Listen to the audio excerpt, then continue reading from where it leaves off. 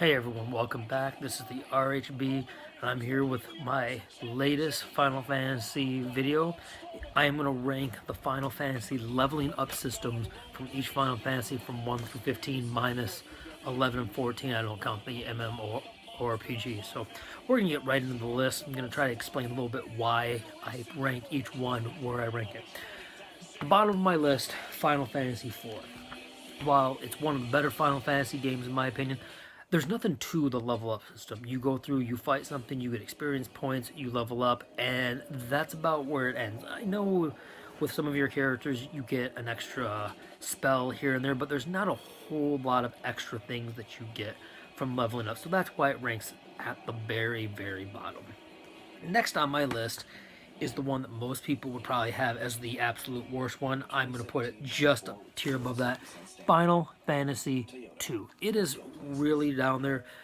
I like the idea that you can customize your characters based on what you do in battle. You can level up your magic. I like that. But the fact there's no experience points and that you can break the game by just beating yourself up early on and hitting your experience points really high, it takes away from the game and it becomes a real tedious job. If you're really far behind in the game and you just can't beat some things, you can go grind this out for a little bit, and that's not the way it should be. There should be a little bit more to it. So Final Fantasy II's leveling up system, or lack thereof, is number 12 on my list. Number 11 on my list is the first one in the series, Final Fantasy 1. It's the most basic one. You go around, you fight something, you level up. The only difference is as you get a little bit farther and progress a little bit more in the story, you can get more powerful spells.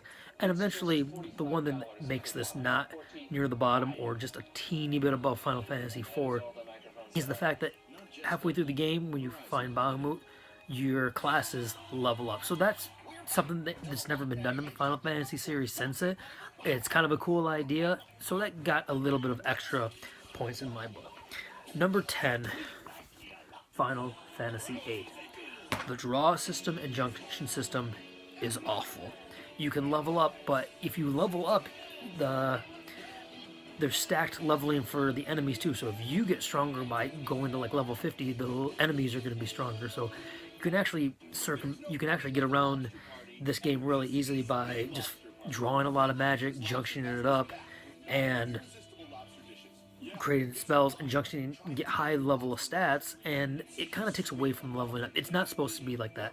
The less you level up, the better you can be in this game if you draw enough magic. You can draw magic, then run away from battle, boost it up, or refine it to a more powerful spell, and then you boost your stats that way.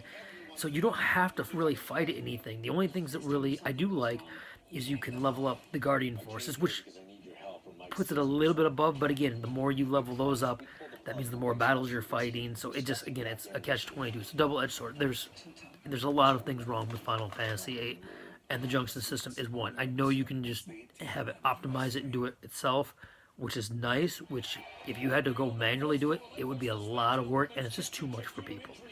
So it ranks down there pretty low. Number 9 on my list is Final Fantasy 15. While I like this game, the more I think about it and the more I do these videos, I'm finding that it ranks in the kind of in the lower half or right around the middle of a lot of things. The leveling up system is, again, there's not much to it. You level up, you get a little bit extra. You can level up your skills, which is pretty cool. So the more you fish or take photos or cook and things like that, you can level those up. But the little grid thing on it is nice, but it kind of makes all your characters very similar. You can increase their weapon damage and things like that, or you can increase how many accessories they have.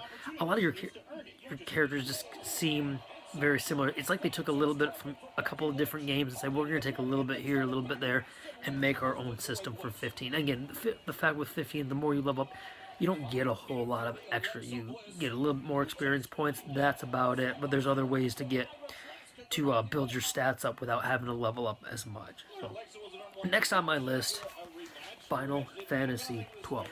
I love the license board. I like the fact that you can level up. You get little experience, or I'm sorry, health point bonuses and things like that. but everyone's got the same license board, and everybody basically becomes the same character. So you can just go through, you level up a few levels for 3 characters, you can swap them out, you put 3 new people in, and again, everyone becomes the same. Everyone can equip the same weapons, which is nice if you're accustomed to having certain kinds of weapons or doing a certain kind of battling. You can set that up, but that's about it. Everyone again kind of becomes the same. So that's one of the things I didn't like about Final Fantasy 12, but again, at the same time, sometimes keeping it really simple and making everyone very similar is the way to go. So it depends on how you view that. The next on my list, Final Fantasy 13. And the only reason why that is just above Final Fantasy 12, it's the same idea. Everyone can learn the same 6 jobs: the Saboteur, the Synergist, the Sentinel, Commando, Ravager, and whichever one else I'm missing. I can't think of it right now. But everyone basically becomes the same one. I know you can focus on certain ones and give more individualized roles to your different characters, but again, everyone becomes the same. You can have 2 or 3 people that are super strong in commandos, and again, they're just about the same. Their weapons are the same. They earn the same spells, the same attributes, the same skills, things like that. So that's why it ranks just a teeny bit above Final Fantasy 12. It's the same idea, but it's a lot easier to personalize in Final Fantasy 13 than it is 12. So that's why it's a little bit above. Again, it's very similar situations, but again, everyone can become the same characters. And it actually has a max of how many of those crystallium, whatever they are, points you can have. You can only have like 1,000,000, and if you don't use them, you lose them, or you can't accumulate more than that. So that's kind of bogus to me. Next on my list is Final Fantasy 3, and I think this is one of the best things Final Fantasy ever did. It gave them the job system. I know in Final Fantasy 1 you can pick your classes and their roles, but in Final Fantasy 3 there are so many jobs that you can have. Dragoons, you can have a white sage, a white mage, a devote, a ninja. Just so many different job possibilities, and you can customize your party. If you're fighting things, if you're more of a magic person, you can have 4 black mages or a red mage and all this kind of stuff. So the job system, I think, is an important thing. You see it tied into other Final Fantasies like Final Fantasy X, Final Fantasy IX. A lot of the characters have kind of predetermined roles. In Final Fantasy IV, they kind of have predetermined roles. Again, you've got a couple of heavy hitters with Kain and Cecil and Edge, and then you've got like White Mage and Rosa, and then Radia is your Black Mage / Summoner. So you see a lot of influences from Final Fantasy 3. I tried to find a way to put this higher up, but because it was a very basic version, again, it's probably one of the more important things that ever was introduced to the series. But again, it's a very simple way. You can level up the jobs, which is pretty cool based on how many times you use them, but there could have been a little bit more to it. You get the same traditional level up bonuses, like more HP, more magic points, and things like that. So the next on my list is Final Fantasy IX. Now, what I like about Final Fantasy IX is you can learn attributes based on the weapons that you put on or the accessories you put on. So a few people can learn the same. You can have an accessory on one person, put it on a different person, and they get 2 totally different traits that they'll pick up, characteristics they'll pick up. Sometimes you'll learn a magic spell, sometimes you'll learn a stat boosting thing like the Millionaire or the Bandit, and you can learn, like Vivi learns his magic through that. Garnet learns her white magic through that. So that's a pretty cool idea that you can learn them through leveling up. You can level up through the items that you have, and plus you get that level up bonus, which is giving you 1.5 experience points, and the ability one, which gives you double the AP points. That's pretty cool, and you can learn those skills early on to make the game a lot easier, where you don't have to grind as much later on. So Final Fantasy IX, it's original.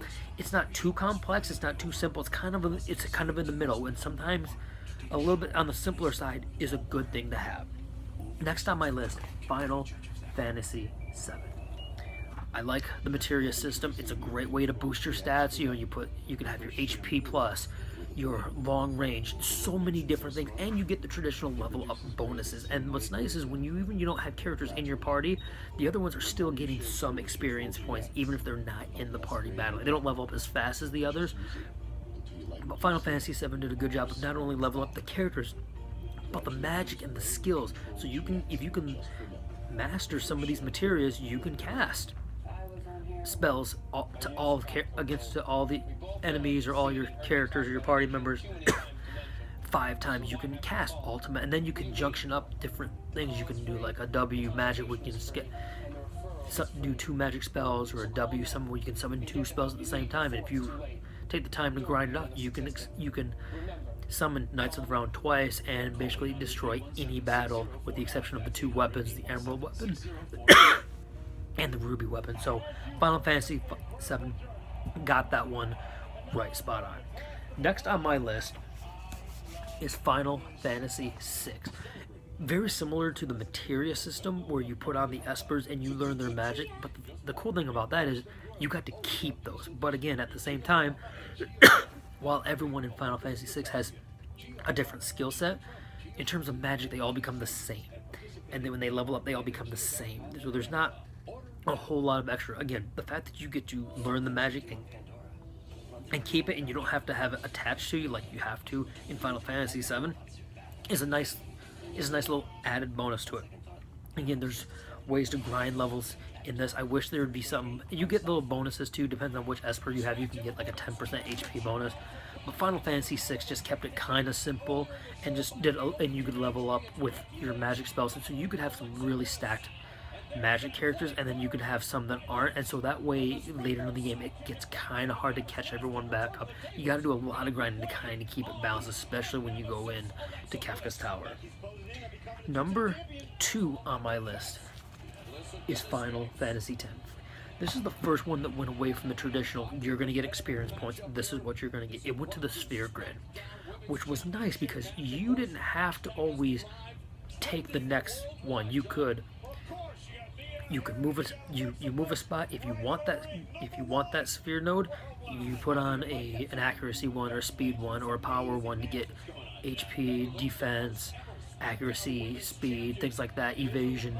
And it was just a different system. Everyone's got their own path that will develop their character, but then you can move them over, and then they'll learn their one skill set, and then they can learn a second one.